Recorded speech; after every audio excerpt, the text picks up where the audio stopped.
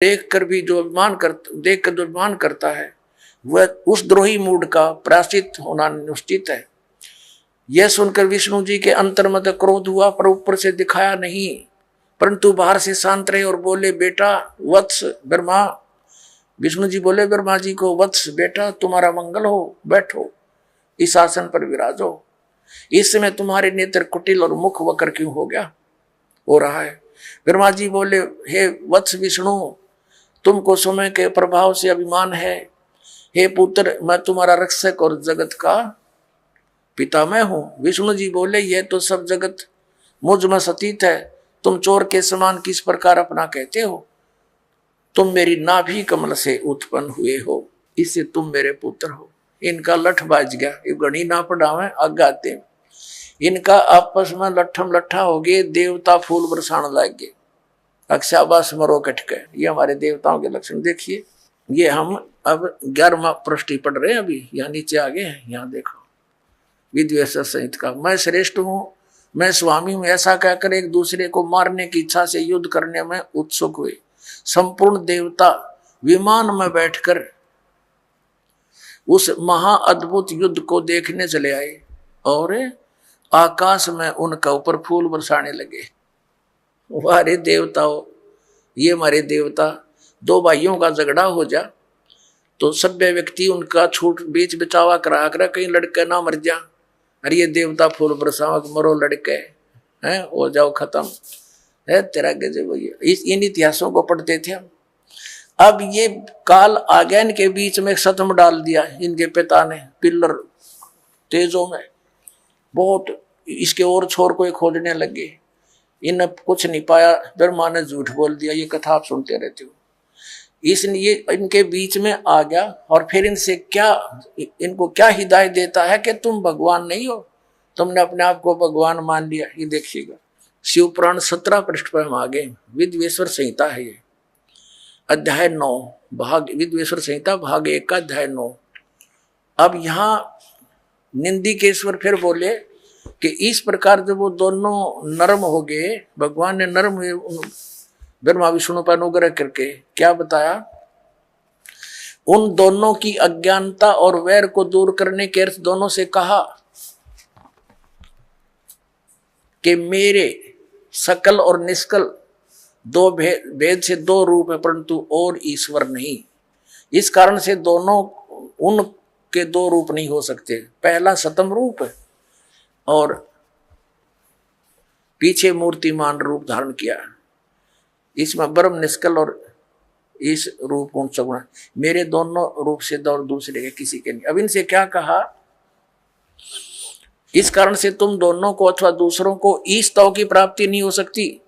तुमने, ब्रह्मा और विष्णु ने अज्ञानता से अपने को ईश माना, भगवान मान लिया। ये बड़ा ही अद्भुत हुआ, ये बड़ा गलत हो गया। उसको दूर करने को ही मैं रण स्थान में आया।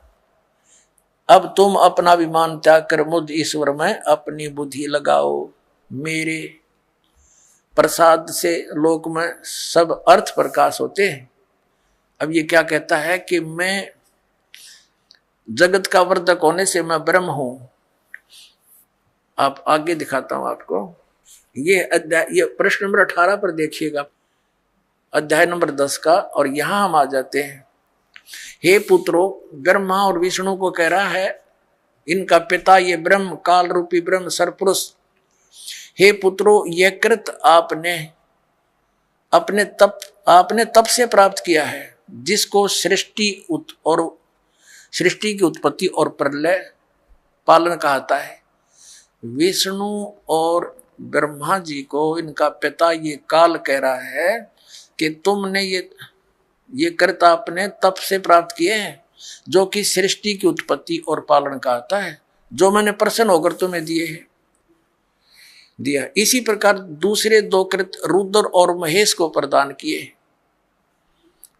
परंतु अनुग्रह कृत कोई भी पाने को समर्थ नहीं है। अब इसमें दास तो कहना चाहा था कि दो तो ये ब्रह्मा विष्णु हो गए और रुद्र और शिव, ये दो नारे हो गए, ये 4 हो गए। और पांचवा ये बोल रहा है, ये पांचवा जो बोल रहा है ये इनका पिता है, ये सरपुरुष है। और वहां ये शिव रूप में खड़ा हो गया इनके पास आके। ये ऐसे ही धोखे से काम करता है, अपनी वास्तविकता से परिचित नहीं होने देता। ब्रह्मा और विष्णु ने शंकर भगवान भगवान मान लिया। अब आगे देखना ये क्या कहता है, ये काल जो इन चारों को संबोधित कर रहा है, वो कहता है कि मेरा ओंकार मंत्र है। ये अब हम 19 पृष्ठ पर आ गए, 18 पढ़ लिया। विद्वेश्वर संहिता अध्याय 10 ही चल रहा है। यहां देखना, यहां इस कारण उस ज्ञान की सिद्धि के निमित्त ओंकार नामक मंत्र जप करो, अभिमान को दूर करने वाला है, सोई निज मंत्र उपदेश करते हैं। यह ओंकार मेरे मुख से उत्पन्न होने से मेरे ही रूप का बोधक है, महामंगल करने वाला है। यह वाचक है, मैं वाच्य हूं।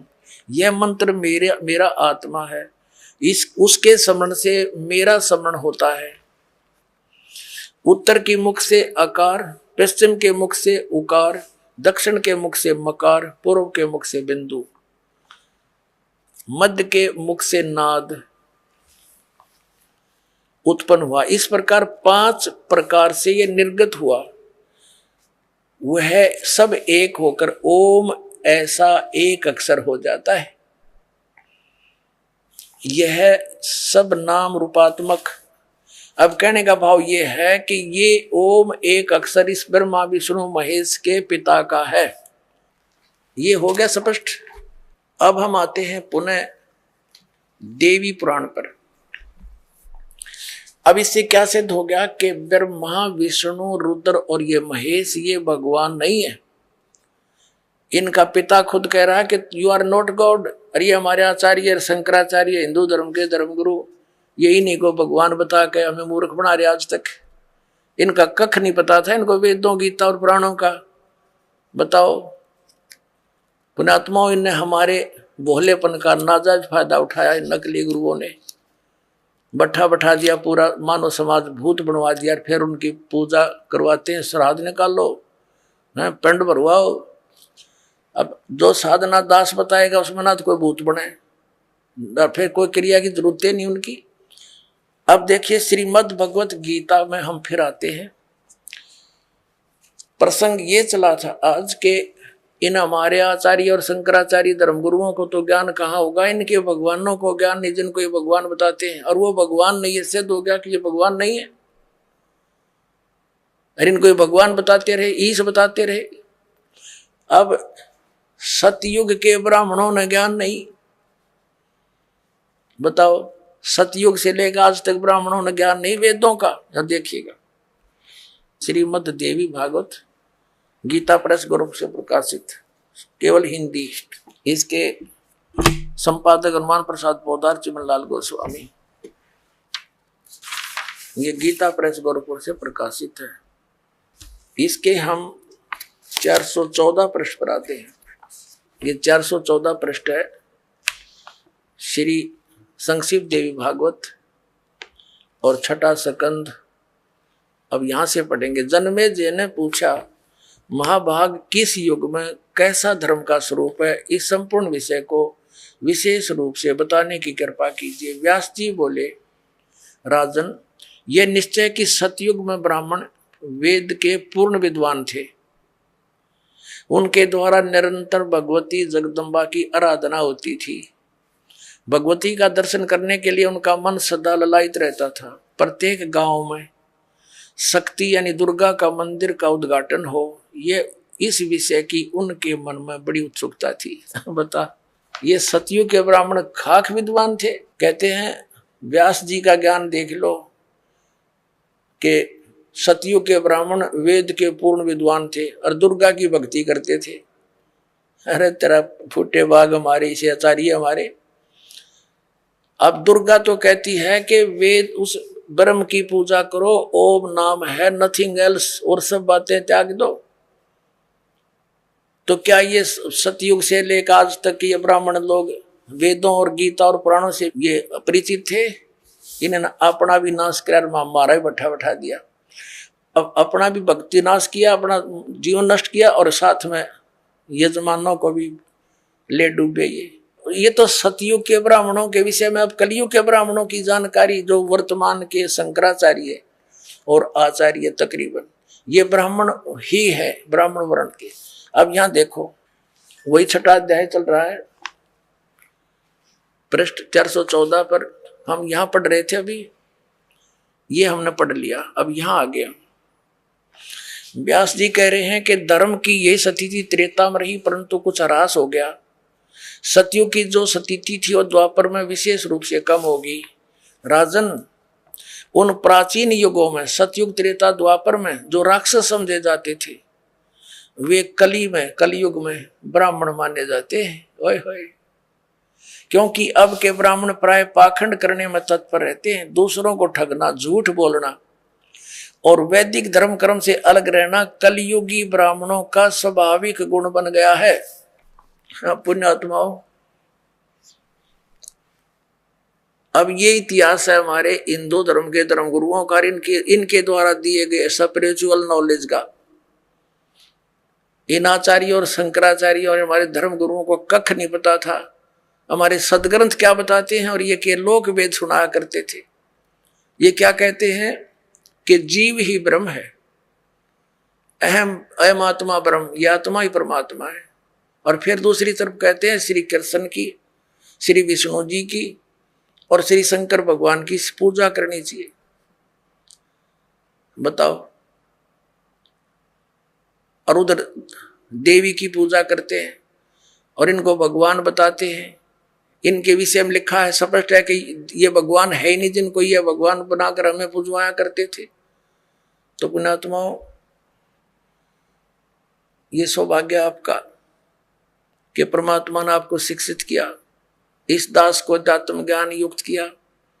अब देखना पूरे विश्व में यह ज्ञान जाएगा और सब मानव का कल्याण हो जाएगा। बोलो सतगुरुदेव।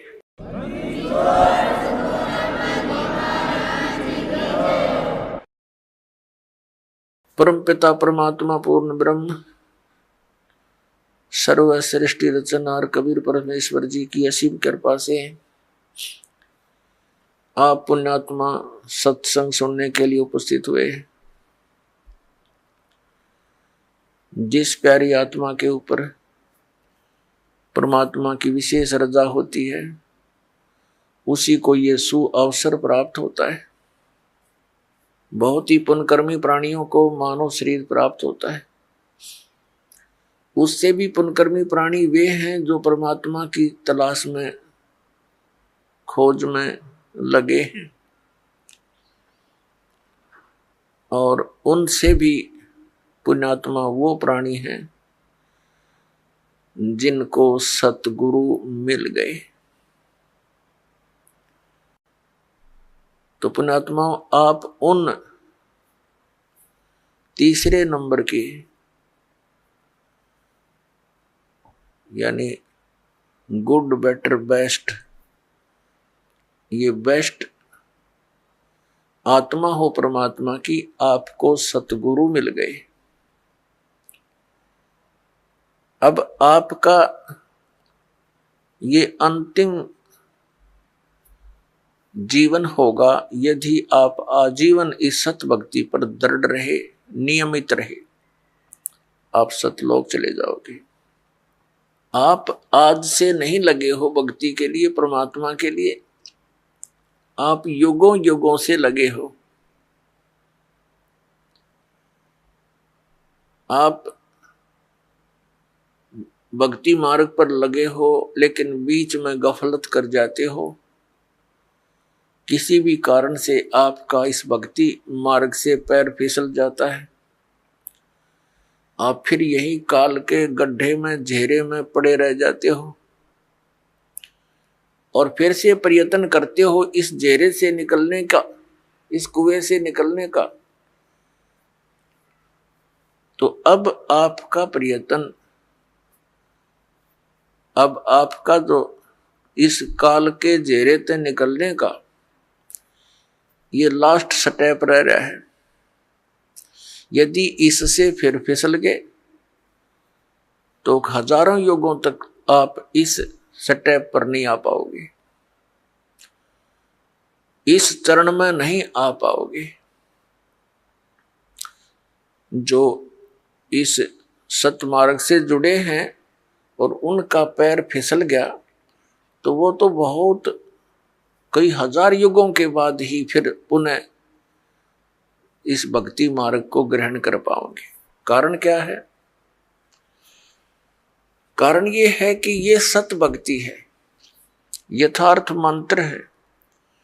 इनके जाप करने से आपकी कमाई ढेर सारी होती है, बहुत ज्यादा हो जाती है।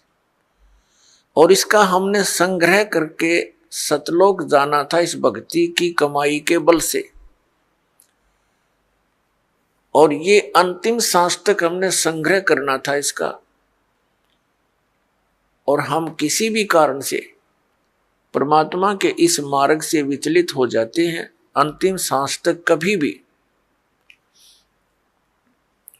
तो फिर हम यही रह जाएंगे। और यहां का विधान है कि जैसे कर्म प्राणी ने किया है वैसे फल उसको मिलेंगे ही मिलेंगे। आपके पुण्यों का, आपकी सतभक्ति का ढेर लग जाएगा। जैसे आपको प्रथम मंत्र दिया जाता है, इसमें हमारे कमल है, हमारे शरीर के अंदर ये चक्कर बने हुए हैं। चक्कर जैसे एक मूल चक्र है, फिर स्वादिष्ठान चक्र है जिसको संतों ने स्वाद चक्र बोला है, और फिर नाभि चक्र है। नाभि कमल भी कहते हैं, मूल कमल भी कहते हैं, अधिष्ठान कमल भी कहते हैं। चक्कर कहो कमल कहो, संतों ने उसे कमल बोला है, योगियों ने चक्र बोला है। फिर हृदय कमल यानी हृदय चक्र है, फिर कंठ कमल है यानी कंठ वाला चक्र है, और फिर त्रिकुटी कमल है। तो इस प्रकार हमारे शरीर में ये जितने भी कमल चक्र हैं, इन पे एक एक देवता का अधिपत्य है। मूल चक्र के ऊपर, मूल कमल के ऊपर गणेश जी का बैरियर है। ये समझ लो ये बैरियर है। अपने हम निज धाम जाना है, ये बैरियर है। प्रथम बैरियर है मूल कमल, और दूसरा बैरियर है स्वाधिष्ठान कमल यानी चक्र, स्वाद चक्र, और तीसरा बैरियर है ये नाभि चक्र, नाभि कमल। तो मूल कमल पर गणेश जी वहां के मुखिया हैं, और स्वाधिष्ठान चक्र रूपी बैरियर के ऊपर श्री ब्रह्मा जी का राज्य है, सत्ता है, और नाभि कमल पर विष्णु जी और लक्ष्मी जी, ये इनके साथ ही है। तो परिवार है इनका। ब्रह्मा जी के साथ उनकी पत्नी सावित्री है, और फिर हृदय कमल पर भगवान शिव और पार्वती यहाँ के ये अधिकारी हैं, और कंठ कमल में श्री दुर्गा जी। तो इस प्रकार हमने कंठ कमल तक जितने भी ये बैरियर हैं, इनसे पार होने के लिए आपको ये मंत्र दे रखे हैं, प्रथम मंत्र। तो इनकी भक्ति कमाई करके आप जब इन बैरियरों के पास निकट जाओगे तो आपके बैरियर का मार्ग साफ मिलेगा, और आपकी जो कमाई आपने प्रथम मंत्र में इन देवों की जो मजदूरी की है, साधना की है, ये आप वहां इनका टैक्स देते हुए चलोगे। इस प्रकार हमने सतलोक जाने में ये सहयोगी होते यदि हम इस भक्ति पर लगे रहे अंतिम सांस तक। और यदि हम इनसे फिसल गए भक्ति मार्ग से, तो फिर क्या होगा? आप जी ने जो गणेश जी की के सत्र की साधना मंत्र जाप किया जो आपको दिया जाता है, तो उस कमाई को आप श्री गणेश जी के लोक में प्राप्त करोगे, वहां गण बन जाओगे। और जब आपके इस मंत्र की कमाई खत्म हो जाएगी उस लोक में, उसके बाद आप फिर श्री ब्रह्मा जी के लोक में जाओगे, क्योंकि आपने वो भी नाम जाप कर रखा है, उसकी कमाई बहुत गरीब बनी हुई है। तो वहां आप अपनी पूंजी को नष्ट करोगे देवता बनकर। उसके बाद फिर आप जाओगे श्री विष्णु जी के लोक में, क्योंकि उस नाम की भी जाप की कमाई आपने कर रखी है। और फिर वहां आपके उस नाम की जाप की कमाई समाप्त हो जाएगी, भक्ति कमाई, वो धन, तो आपको फिर वहां से निकाल दिया जाएगा। फिर आप भगवान शिव के लोक में जाओगे, और इसी प्रकार वहां भी आपके पुण्य समाप्त होने पर, भक्ति के इस जो भगवान शंकर के सत्र का नाम आपको दे रखा है उसकी कमाई नष्ट होने पर, समाप्त होने पर, फिर आप दुर्गा जी के लोक में जाओगे, और दुर्गा जी के लोक में जाकर के अपनी इस पुण्य कमाई को फिर वहां नष्ट करोगे। तो इस प्रकार आपको ये पृथ्वी पर नहीं आने देगा, क्योंकि आप इतने पुण्य बन जाएंगे आपके, और पृथ्वी पर आए बिना भक्ति मिले नहीं। और भक्ति मिलेगी इस कलयुग के अंदर, सतयुग त्रेता द्वापर में आप इस भक्ति को नहीं करते, क्योंकि आप स्वयं ही जो साधना कर रहे होते उससे आपको लगता होता है कि हम बहुत सुखी हैं। और फिर आपको जो सतनाम दे रखा है, जो 2 अक्षर का, जिसमें एक ओम मंत्र है, ये ब्रह्म का। पुण्यात्माओं, एक ही जड़ी होती है, उसके प्रयोग की विधि में अंतर होने से उसका गुण बदल जाता है। तो यही समझ लेना कि जो मंत्र आपको प्रथम मंत्र में दिए हैं, वहां उस विधि से जाप करने से उसका गुण वही है। अब इस मंत्र में जो सतनाम बनाकर आपको दिया है, इसकी साधना करने से, इस विधि से इसका गुण अन्य होता, लाभ भिन्न होता है। कई बोली आत्मा, क्योंकि हम युगों युगों से अज्ञान से परिपूर्ण हैं, अब ये तत्व ज्ञान प्राप्त हुआ है तो हम वकील बन जाते हैं उस अज्ञान आधार से। तो उसमें आप जी ने ये सोचना चाहिए, यदि हम विद्वान होते तो हमें ये ज्ञान पहले ही प्राप्त होता। आप विद्वान नहीं, बुद्धिमान अवश्य, लेकिन उस बुद्धि का दुरुपयोग करके आप भगवान से दूर हो जाओगे। इस दास ने जो मार्गदर्शन किया है ये गॉड गिवन है, ये किसी डोम बाट के गीत नहीं है। तो इसके अंदर आप जी ने बिल्कुल सोचना बंद कर देना चाहिए। उपदेश लेने के बाद, उपदेश लेने से पहले आप बिल्कुल वकील बने रहो, खूब अच्छी तरह निरीक्षण करो हर एक बात का, और तब दीक्षा ग्रहण करो। दीक्षा ग्रहण करके यदि गुरु जी के वचनों में आपको अविश्वास होता है तो आपका नाम खंडित हो जाता है, भगवान से दूर हो जाते हो। इसलिए दास सबसे पहले आपको ज्ञान ग्रहण करने के लिए पुस्तकें देता है, सीडी बना रखी है, ये सुनो, देखो, मिलाओ दूसरे संतों से, और जब आपको संतुष्टि हो जाए कि ये मार्ग फाइनल है, सही है, तो दीक्षा लो, अन्यथा मत लो। तो जो दास फिर आपको जो भी ज्ञान दे, आप एक अच्छे विद्यार्थी की तरह निसंशय होकर सुनो, श्रद्धा से सुनो, ब्लाइंड फेथ करके सुनो। पुण्यात्माओं, श्रद्धालु हमेशा अपने गुरुजी के वचन पर अंधविश्वास करता है और वही सफल होता है। लेकिन इस गुण का इन नकली गुरुओं ने दुरुपयोग कर लिया। जितने भी आप देखते हो ये संत और इनके पास गए हुए ड्यूटी कितने समर्पित हैं। वो गुरुजी जो भी ज्ञान बताते हैं शिरोधार्य होता है।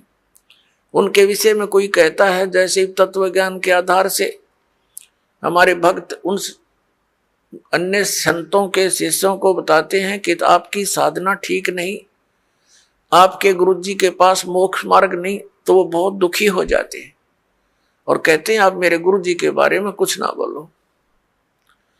तो पुण्यात्माओं, वो ड्यूटी तो सही है, उनका आस्था होनी ही चाहिए, लेकिन वो नकली गुरुओं के पास वो श्रद्धा बनाए बैठे। अब जैसे आम के पौधे को बीज कर यदि कोई ये आस्था लगाए बैठा है कि मैं आम खाऊंगा इसके आम लगेंगे बड़ा होकर, तो वो बिल्कुल सही है, उसका बिल्कुल सही उद्देश्य है और ठीक उसकी क्रिया है। और यदि बबूल का पेड़ पौधा बो करके और वो ये कहता है कि ये बड़ा होगा, इसके आम लगेंगे,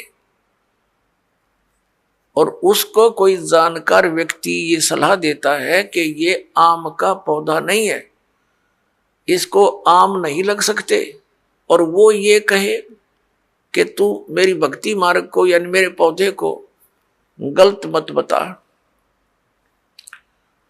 तो वो उसकी एक तो श्रद्धा है, जिस व्यक्ति ने उसको आम का पौधा बता करके बबूल दे रखा है, वो पूरा विश्वास किए बैठा है उस नकली आदमी पर। तो उस व्यक्ति को चाहिए कि इस व्यक्ति ने मेरे पौधे को ये बबूल क्यों बताया, उसकी फिर पूरा निरीक्षण करना चाहिए, तब उसकी सिंचाई करे, ना तो बबूल बोने का क्या यूज। तो जैसे भी किसी को ये शंका उत्पन्न करता है कोई कि भी आपका भक्ति मार्ग ठीक नहीं, तो उससे पूरा पूछे, अच्छी तरह निरीक्षण करे और फिर इन सदग्रंथों से मेल करे, क्योंकि किसी के लोक वेद से यानी कहने सुनने मात्र से अपने पद से डगमग होना ठीक नहीं। अपने आत्मा ये दास आपको जो ज्ञान देता है ये शास्त्र अनुकूल है। पवित्र श्रीमद् भगवत गीता, पवित्र चारों वेद और पवित्र पुराण, ये एक पवित्र हिंदू धर्म के श्रद्धालुओं के लिए शिरोधार्य है। शिरोधार्य का अर्थ होता है इनमें जो लिखा है वो सत्य है, और इससे बाहर कोई बताता वो असत्य है। असत्य डुप्लीकेट और सत्य ओरिजिनल। तो ओरिजिनल वस्तु से लाभ होगा, डुप्लीकेट से नहीं होगा। श्रीमद् भगवत गीता अध्याय नंबर 16 के श्लोक 23-24 में स्पष्ट किया है कि अर्जुन, शास्त्र विधि को त्याग कर जो मनमाना आचरण करते हैं उनको न तो कोई सुख प्राप्त होता है, न उनकी गति होती है, और न ही कोई सिद्धि को प्राप्त होते हैं, अर्थात यूजलेस। तो फिर फायदा क्या उस भक्ति के करने का। तो गीता अध्याय नंबर 16 के श्लोक नंबर 24 में तुरंत कहा कि इससे तेरे लिए अर्जुन कर्तव्य और अकर्तव्य की व्यवस्था में, यानी कौन सी भक्ति करनी चाहिए और कौन सी ना करनी चाहिए, सदग्रंथ ही प्रमाण है, उनको आधार मानना। सदग्रंथों के विपरीत कोई ज्ञान देता है उसको स्वीकार मत करना, वो गुरु ठीक नहीं। भावार्थ ये है इस पवित्र सदग्रंथ के इस श्लोकों का। तो पुण्यात्माओं, ऐसे तो आपको भी कोई कह सकता है कि आपके गुरु जी का ज्ञान ठीक नहीं, तो उसे प्रमाण लीजिए और फिर अपने प्रमाण दीजिए, और फिर भी आपको कोई भिन्नता लगे तो बेशक किसी को स्वीकार कर लीजिए। लेकिन दास ये दावे के साथ कहता है कि इस विश्व के अंदर इस दास के अतिरिक्त न तो तत्व ज्ञान है और न ही भक्ति का कोई मंत्र समाधान है। सबके पास यूजलेस मंत्र है, मोक्षदायक नहीं है, वो सब झूठे और गलत मंत्र है, शास्त्र विरुद्ध ज्ञान है। ये ढोल के डंके पर कहते हैं। और ऐसा है तो प्रमाण दे कोई हमारे सामने आए। हमने अध्यात्म ज्ञान चर्चा का एक प्रोग्राम चलाया, उसमें सामने आए और अपना पक्ष प्रस्तुत करे। तो दास जो आपको कहना चाह रहा है वो इस विषय में है कि जो भक्ति आप करते हो और जो साधना ये दास बताता है उसके ऊपर आपको अविश्वास नहीं होना चाहिए, विशेषकर उपदेश प्राप्त करने के बाद। अगर फिर भी वो कोई अग्रम मग्रम करता, वो चातुर प्राणी है, उसने 1, 2, 4, 20 हजार 2000 को मूर्ख बना रखा होगा, वो गुरु पद प्राप्त कर चुका है, उन औरों को अभी उलझाना ही चाहता है। अन्यथा इतने प्रमाण देखकर तो मूढ़मती भी इंसान समझ जाता है कि यह संत क्या बताना चाहता है। तो कहने का दास का तात्पर्य यह है कि जब आप उपदेशी हो जाओ उसके बाद आप दास के वचन सुनो और उनको फाइनल मानो। उपदेश लेने से पहले आप पूरी तर्क वितर्क करो अपने माइंड से, एक दूसरे के साथ करो कि ये कैसे लिखा है, ये ऐसे लिखा, फिर प्रमाण देखो। हमने तो पृष्ठ नंबर और अध्याय नंबर, उनके श्लोक नंबर दे रखे हैं, आपके प्रमाणित ग्रंथ होंगे। पुण्यात्माओं, दास अपनी तरफ से एक शब्द नहीं बोलता, क्योंकि हम जीव हैं। जीव जो अपनी तरफ से बोलेगा वो यदि ग्रंथों से परिचित नहीं है तो जीव सतर का ही बोल सकता है, लेकिन दास ने उन सदग्रंथों को पढ़ा है जो गॉड गिवन है, और गॉड गिवन जो विचार है वो जीव सतर से बाहर होते हैं। गॉड गिवन परमात्मा दत्त जो ज्ञान है उस पर जीव सोच ही नहीं सकता वहां तक, तो उनको हमने फाइनल ही मानना होगा। दैट्स ऑल, ये समझ लेना। और ये आपको निश्चय हो जाना चाहिए कि दास जो बोलेगा वो सदग्रंथों से ही बोलता है, जो सदग्रंथों में लिखा है, और जिसको हमारे धर्मगुरु समझ नहीं सके, दास उनको समझा रहा है कि इस सदग्रंथ का कहने का तात्पर्य ये है, ये न्यू का न्यू लिखा हुआ है, एज इट इज रिटन है, जो का तो लिखा हुआ है, और उसको हमारे धर्मगुरु समझ नहीं सके। बस इतनी सी बात है। अब धर्मगुरु कौन होता है? जो धार्मिकता और सदग्रंथों का ज्ञान दे, और जो सदग्रंथों के विपरीत ज्ञान देता है और आपस में लड़ा के मारता है, वो ना धर्म गुरु है ना उसके धार्मिकता आसपास है, वो तो एक राक्षस व्यक्ति है।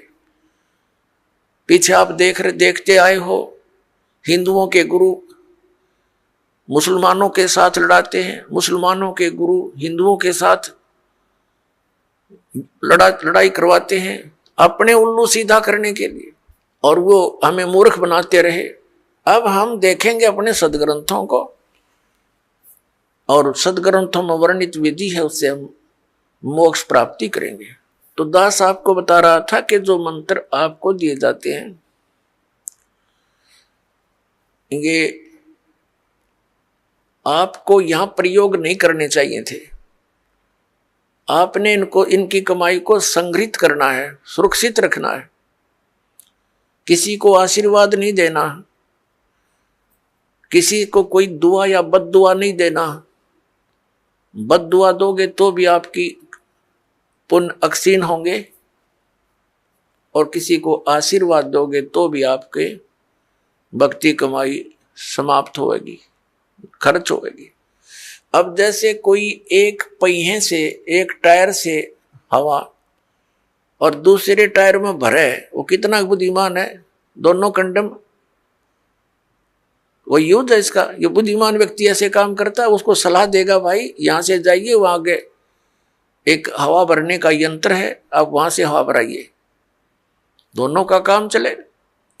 तो इस प्रकार हम अगर आशीर्वाद दे देते हैं तो हमारी पूंजी नष्ट हो जाती है, भक्ति। अब ना उसको लाभ, उसको थोड़ा सा लाभ उसको होगा, और आप यहीं रह गए, दोनों चौड़ चपट, क्या फायदा। तो इस प्रकार हमने अपने बच्चों को, भाई बहन, माता पिता, सबको, संबंधित जितने मित्र हैं या वैसे भी कोई, एक सद्भावना पूर्वक सबसे प्रार्थना करनी चाहिए कि आप भी दीक्षा लो और अपनी हवा आप भरो। जैसे एक पंप दे दिया जाता है साइकिल में हवा भरने का, तो सब ले लो पंप और अपनी भरो हवा, जब जरूरत पड़े फुल करो और चलो गाड़ी पर, सवारी पर। तो कहने का भाव ये है कि इसी प्रकार ये गुरुदेव जी से दीक्षा लेकर के आप स्वयं अपने भक्ति मंत्र के जाप साधना के द्वारा अपने टायर में हवा स्वयं भरो और फिर चलो। तो इस प्रकार आप जी ने अब ना किसी को आशीर्वाद देना है, ना किसी को बद्दुआ देनी है, दोनों में हमें हानि है। पहले क्या था, इस काल का जाल है। आप देखते हो बुजुर्ग बड़े छोटों को आशीर्वाद देते हैं और बड़े उनके चरण छूते हैं, क्योंकि पहले जो एक आपने देखा होगा एक पाग सिस्टम है। पाग जैसे पिता की मृत्यु के उपरांत बड़े पुत्र को एक पाग बांधी जाती थी, पगड़ी। और फिर वो पिता वाले कर्म वो करता था। आप पिछला इतिहास देखिएगा तो उसमें क्या होता है कि वो आशीर्वाद देने वाला अपनी पूंजी नष्ट करता है और उनको आशीर्वाद देता है। जैसे आपने देखा होगा, एक पुत्र वधू अपनी सास के पैर दबाती है या किसी और बड़ी बूढ़ी के उसके पास बैठी है उसके पैर छूती है, वो उसको दुआ देती है, पुत्रवती हो, तेरे तेरे बेटे हो, पुतों फड़िए दूध दो, नहाइए, इस तरह के देते हैं। तो वो बुढ़िया के पास दो चवन्नी थी, वह तो पुत्र वधू को दे दी, आप खाली होगी, आगे चारदर है ही नहीं। तो इस प्रकार हमने अपनी इस भक्ति को बर्बाद नहीं करना है, ना किसी पुत्र वधू को आशीर्वाद देना है। पुत्र वधू को भी परमात्मा से जोड़ दे, बेटी अपनी कमाई कर और तेरा भी कल्याण हमारा भी कल्याण होगा। अपने आत्माओं, परमात्मा कहते हैं मेर तेर की जेवड़ी यू बड़ बंदा संसार, एक कबीरा ना बंदा जो है नाम आधार। जिसने नाम प्राप्त हो गया, परमात्मा को आधार मानकर चल रहा है, वो इस संसार की मेर तेर की जेवड़ी में बंधा नहीं गा। अब हमने देखी है बुढ़िया किस प्रकार आशीर्वाद देती है। जब पुत्र वधू का उसकी अच्छा मेल सा है तब तो आशीर्वाद दे रही है, तेरे भाई जियो, तेरे भतीजे जियो, और तू बूढ़ सुहागन हो। बूढ़ सुहागन माने मरा इतना तेरा पति नहीं मरा, वृद्धावस्था तक सुहागन बनी रहे। और अगले दिन उसकी होगी अनपन, बुढ़िया दे रही है गाल उसने, तेरे भाई मरियो, तेरे भतीजे मरियो, तो रांड होइयो। बताओ, वो दूना टोटा कर लिया उसने। पहले तो आशीर्वाद देकर खोई, फिर उसने बददुआ देकर भक्ति खोई। तो ये कोई बात हुई? जो दास आपको कह रहा था कि ये भक्ति मार्ग जो अब प्रारंभ हुआ है, ये चौथे युग में ही होता है। और ये समय है उसका। पुण्यात्मा, आप जी सुनते आए हो विशेषकर 2-3 वर्षों से कि सन 2012 में प्रलय होएगी। अब वो प्रलय का अर्थ कैसे लगाकर पेश करते हैं कि पृथ्वी पर सर्वनाश हो जाएगा। ये वो प्रलय नहीं होगी, ये अधर्म की प्रलय होगी। अधर्म का सर्वनाश होगा, अज्ञान की प्रलय होगी और ज्ञान का विकास होगा।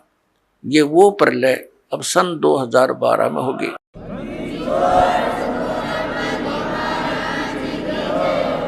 श्रीमद् भगवत गीता अध्याय नंबर 4 के श्लोक नंबर 7 में कहा है, यदा यदा ही धर्मस्य ग्लानि भवति भारत।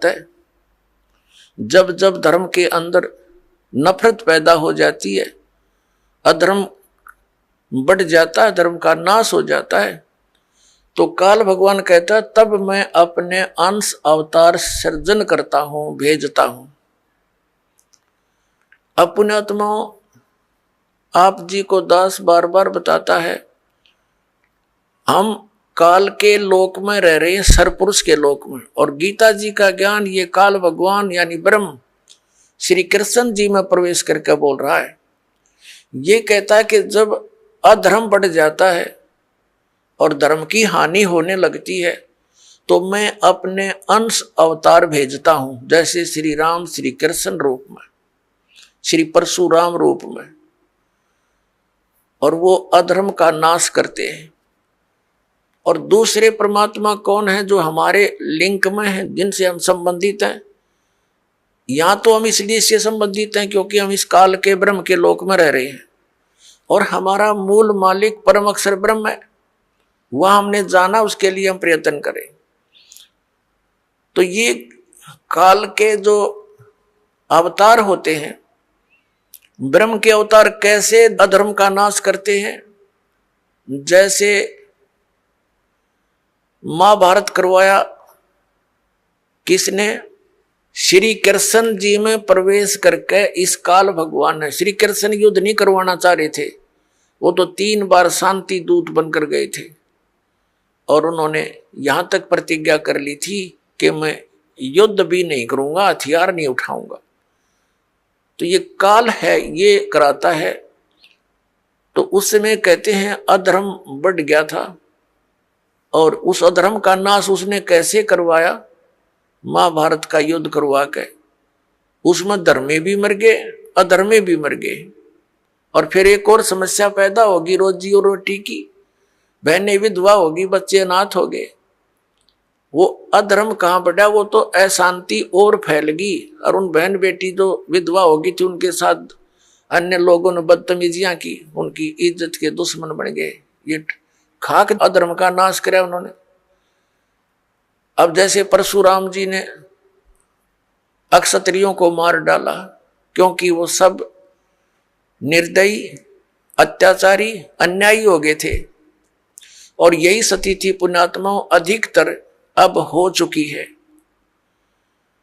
राजनेता अपने स्वार्थवशी कार्य करते हैं, अधिकतर ये अधिकारी गण भी अपने स्वार्थवश कार्य करते हैं, वो न्याय और धर्म को नहीं देखते। लेकिन परशुराम ने उनका कैसे, जो अधर्म फैला रहे थे उसका नाश कैसे किया? उनको सबको फरसे से काट डाला, उनकी हत्या कर दी।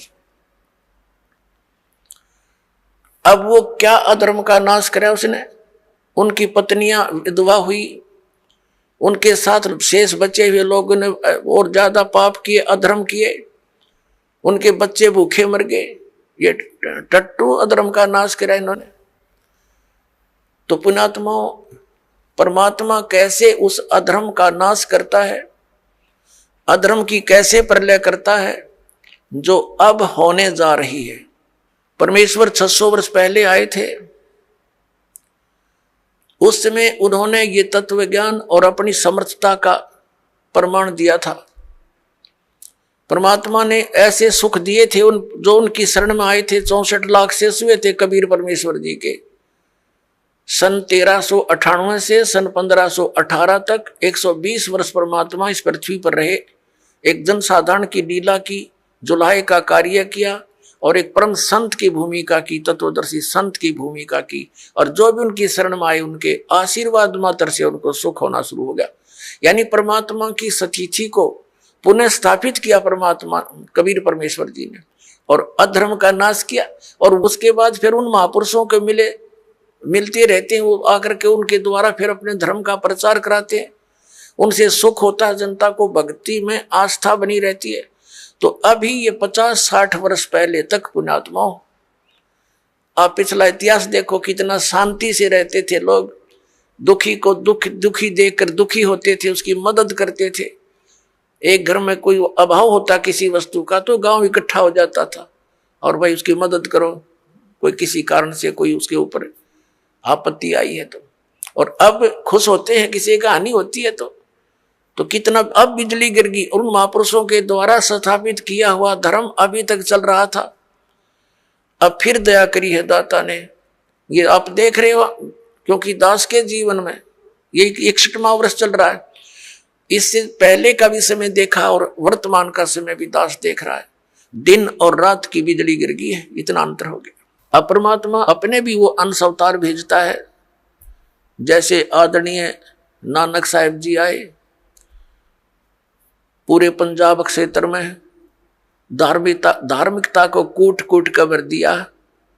लेकिन 10वें श्री गुरु जी जो थे इनके, गुरु गोविंद सिंह जी, उसके बाद कोई संत गुरु ना रहा। केवल गुरु ग्रंथ साहिब को उन्होंने गुरु मानना प्रारंभ कर दिया। अपनी अपनी डफली, अपना अपना राग शुरू हो गया। शराब पीने लगे, मांस खाने लगे। अपने आत्माओं, जैसे गुरु ग्रंथ साहिब क्या है, ये तो एक विधान है भगवान का, और उस विधान को मेंटेन करने के लिए राजा की आवश्यकता होती है, संत की। तो जैसे हमारा विधान बना के छोड़ दिया और कोई प्रधानमंत्री राष्ट्रपति कोई बने नहीं, और यूं कहे जहाँ के इस विधान को राष्ट्रपति मान लो, तो सब आप अपनी डफली बजाओगे, वो तो सारा बात बिगड़ जाएगी। तो उस विधान में जो भी नियम है उनका पालन करवाने वाले संत की आवश्यकता अवश्य पड़ेगी, और तब ये धार्मिकता बनी रहेगी। ये दास का एक संत होने के नाते एक सलाह है और सच्चाई है। तो अब ये कितना अंतर हो गया उसी पवित्र धर्म में। मुसलमान धर्म चला उस समय भी, उसमें कोई ऐसा मांस और शराब का और तंबाकू का बिल्कुल समावेश नहीं था। और अब इसमें भी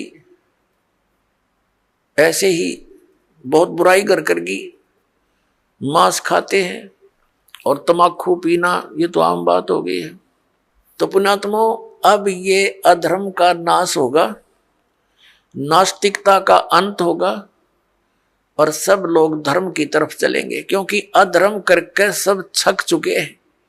शराब मांस तंबाकू पीकर थक चुके हैं, लेकिन इनको कोई विकल्प नहीं दिखता, क्योंकि समाज के अंदर ये बुराई घनी कर करगी और कदम कदम पर आगे साथी मिले हैं पीने और खाने वाले। तो अब ये दास जो ट्राई कर रहा है, कोशिश कर रहा है कि सबद समाज बनाए, और समाज ही बच्चे जो पुण्यात्मा हैं वही अधिक मात्रा में हो जाएंगे बीड़ी शराब मांस तंबाकू से दूर और सतभक्ति करने वाले। तो धीरे धीरे उन बुराई को हटाएंगे, अन्य को भी दूर करेंगे, वो भी देखम देखा फिर अच्छाई पर लगेंगे। जैसे देखम देखा ये बुराई सब में घर कर गई है। अब प्रसंग जो चल रहा है पुण्यात्माओं कि अब ये जो समय है ये इन 4 युगों की करीब है, सतयुग त्रेता द्वापर की और इस कलयुग की। अब ये प्राइम टाइम है भक्ति का, मोक्ष कराने का।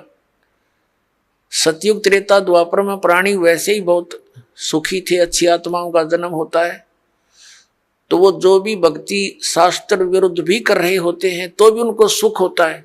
तो वो ये समझ बैठते हैं कि जो साधनाएं हम कर रहे हैं इन्हीं से हमें लाभ हो रहा। जैसे ये दास पहले भगवान श्री कृष्ण, भगवान विष्णु, भगवान शंकर जी, बाबा श्याम जी, हनुमान जी और भी जो भी देवी देवता हमारे पवित्र धर्म में हमें पूज्य बता रखे थे, सबकी पूजा करते थे। और वो अब पता चला वो तो शास्त्र विरुद्ध साधना थी जिससे लाभ हो ही नहीं सकता। और फिर भी बहुत से ढेर सारे सुख अपने जीवन में हो रहे थे। हम ये सोच बैठे थे कि इन्हीं साधनाओं से हमें लाभ हो रहा है। अब पता चला कि उन्हीं पूजाओं को करने वाले हमारे पड़ोस में, गांव में, उनके सर्वनाश हो गए। कभी बुद्धि नहीं गई कि ये भी वही पूजा करते हैं और इनका कति नाश हो गया और हमें कैसे लाभ मिल रहा है। वो प्रारब्ध कर्म ही हमें प्रफुल्लित हो रहा था। जिनके प्रारब्ध में पाप थे वो पाप उनको कैर तोड़ रहे थे, जिनके प्रारब्ध में सुख थे पुण्य कर्म थे उनको फल मिल रहे थे।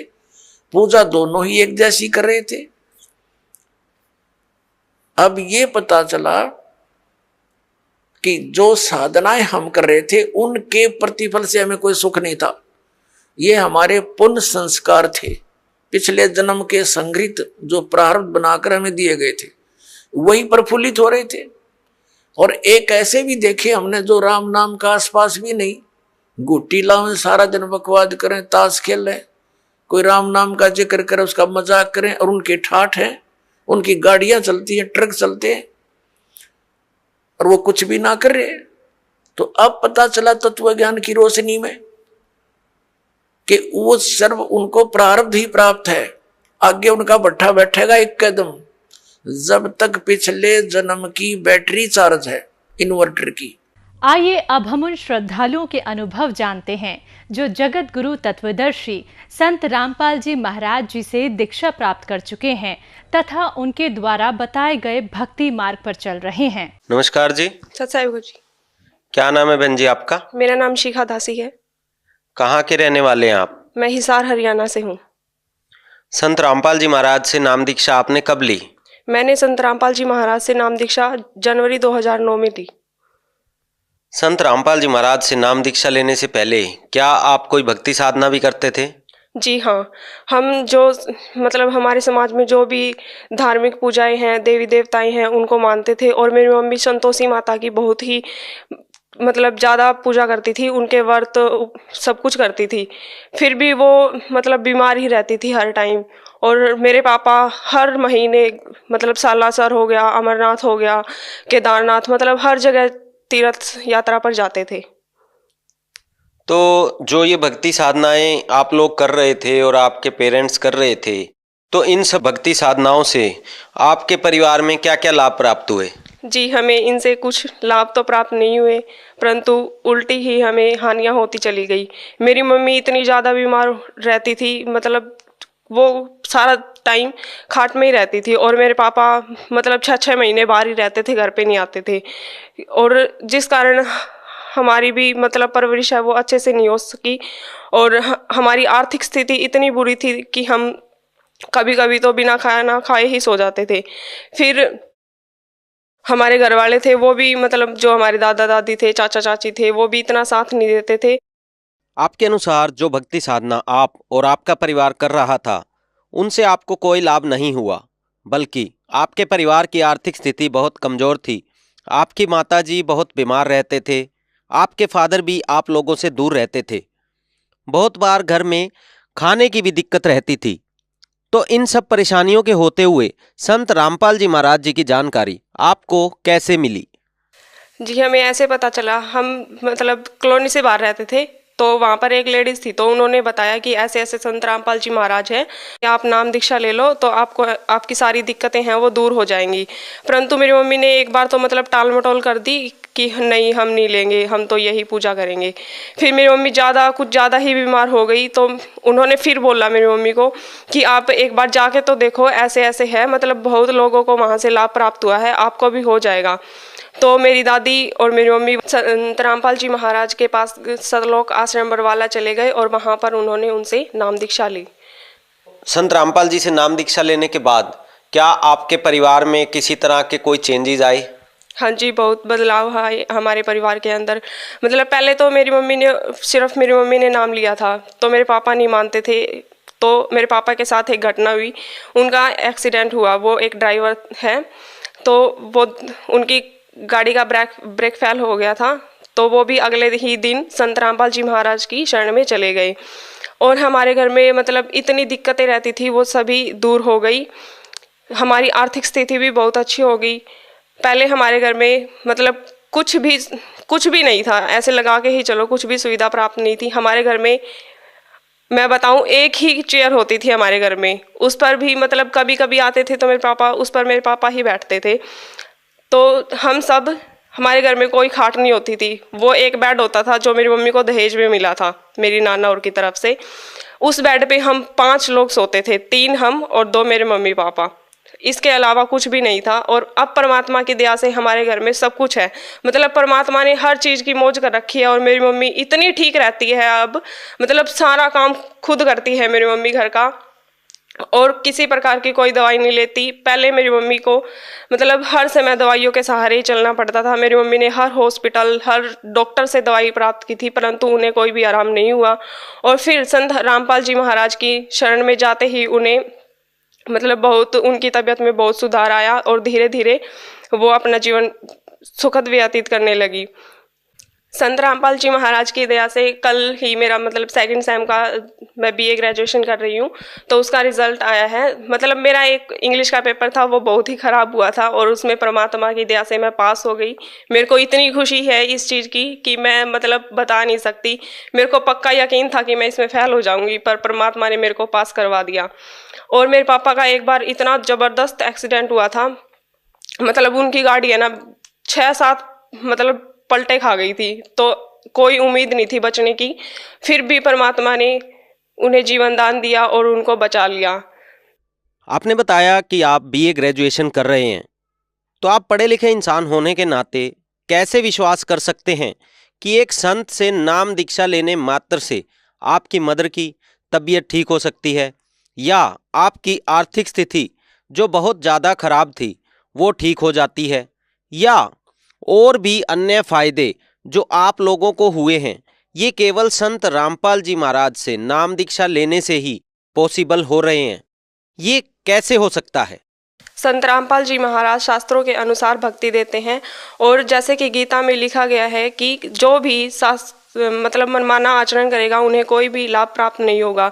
जो शास्त्रों के अनुसार भक्ति करेगा उनको ही सब लाभ प्राप्त हो गए। संत रामपाल जी महाराज शास्त्रों के अनुसार ही भक्ति बताते हैं, जिससे कि सभी लोगों को लाभ प्राप्त होते हैं। और मेरे पढ़े लिखे होने का यही फ़ायदा है कि मैं उन शास्त्रों को मतलब पढ़ सकती हूँ और सच्चाई को जान सकती हूँ। और सभी लोगों को पढ़ाई का फ़ायदा उठाना चाहिए और अपने शास्त्रों को पढ़ना चाहिए और सच्चाई जाननी चाहिए और संत रामपाल जी महाराज के बारे में जानना चाहिए।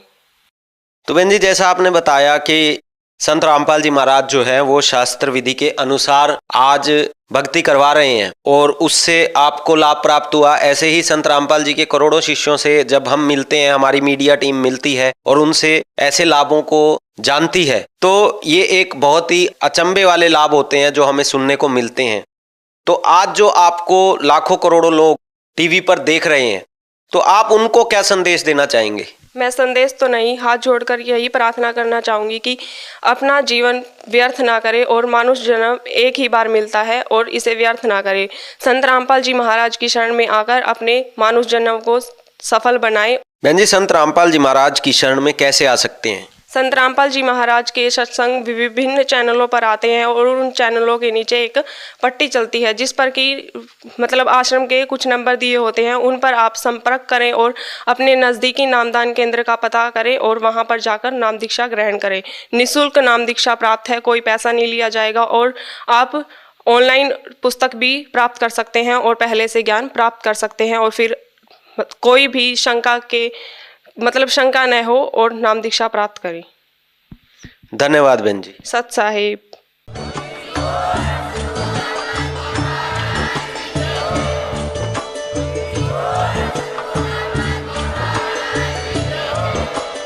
आप सुन रहे थे जगत गुरु तत्वदर्शी संत रामपाल जी महाराज जी के मंगल प्रवचन। अधिक जानकारी के लिए विजिट कीजिए हमारी वेबसाइट www.jagatgururampalji.org। संत रामपाल जी महाराज जी के शुभ आशीर्वाद से पूरे विश्व भर में 500 से भी ज्यादा नाम दीक्षा केंद्र हैं, जिन पर संत रामपाल जी महाराज जी द्वारा ऑनलाइन निःशुल्क नाम दीक्षा दी जा रही है। अपने नजदीकी नाम दीक्षा केंद्र का पता करने के लिए संपर्क करें 82